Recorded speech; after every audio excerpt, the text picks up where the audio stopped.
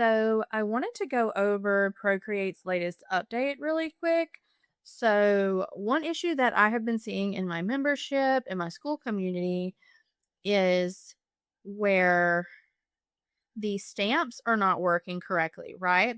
So, I have my carnival stamps here, and if I went to put this down, you see how it's pretty steady? I mean, it's not steady as in I'm moving my hand, but it's not rotating back and forth. So it's staying up and down, it's staying at the correct part that it's supposed to be. Well, one thing that we've noticed in like the last 4 to 5 brush sets since Procreate pushed their update is all of our stamps are rotating. See how it's very, very jittery and it's rotating a lot. And this is just me hovering it over my screen. And then when I stamp it, it doesn't stamp the correct direction.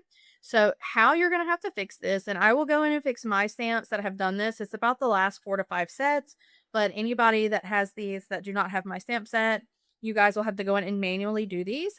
But in every single one of your stamps, if you go to your shape, you're going to have to turn off the follow stroke because for whatever reason that has been turned on. You also have to turn off randomize. So this was not on for any of my stamps or brushes previously. And like I said, I have members that have had this happen with stamps and brushes from other creators here in the last week or two. So you have to select randomize off. And then, like I said, you take the rotation and take it from follow stroke to 0. So those are the two things that you have to do.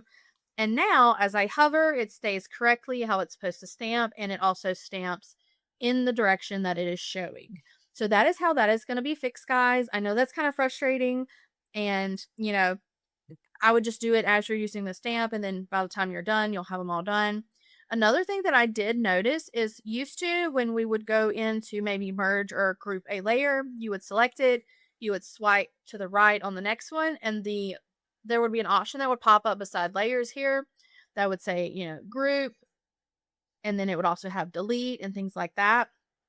Now, in order to do those things, you have to click the little drop down for layers, and then you can put select all, you can group, you can merge, you can share, and you can duplicate, and as well as delete. Now, I did test the share option because right now, currently, when I'm doing something, if I have the layer 4, and let's just say I had roses for this, if I go in here and I go to share from this screen, it's only going to name it what the entire canvas is named. It won't name it the layer.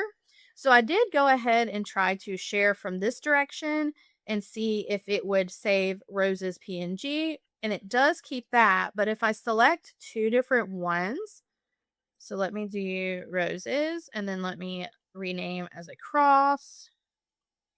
So if I try to do 2 and I go into share, it just says 2 images. And when I save the 2 images to my iPad, it does not keep the name layered like I have it. So I was hoping that since they did update that to how it shares a little bit differently, I was hoping that it would at least keep the naming that we have on the layers.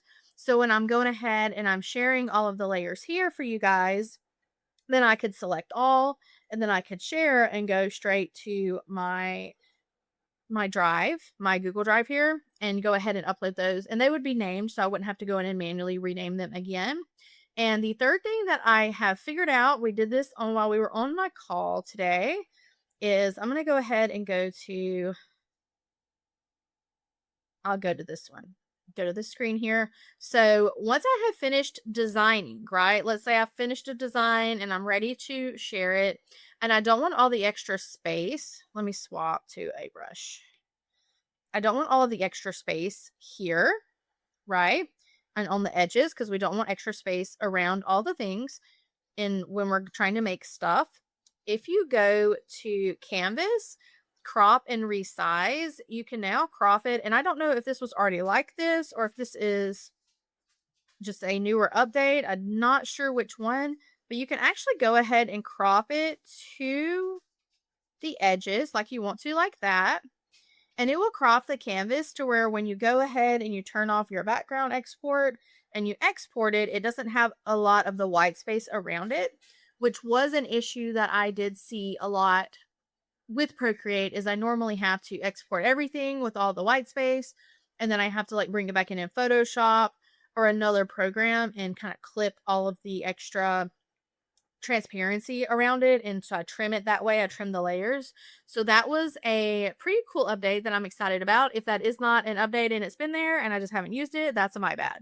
But those were the three things that we kind of went over in the live today. So I hope that this helps, and please drop, any questions or comments below the video. For my members, you guys know that you can go into the community section right there and drop any kind of questions you have on it there.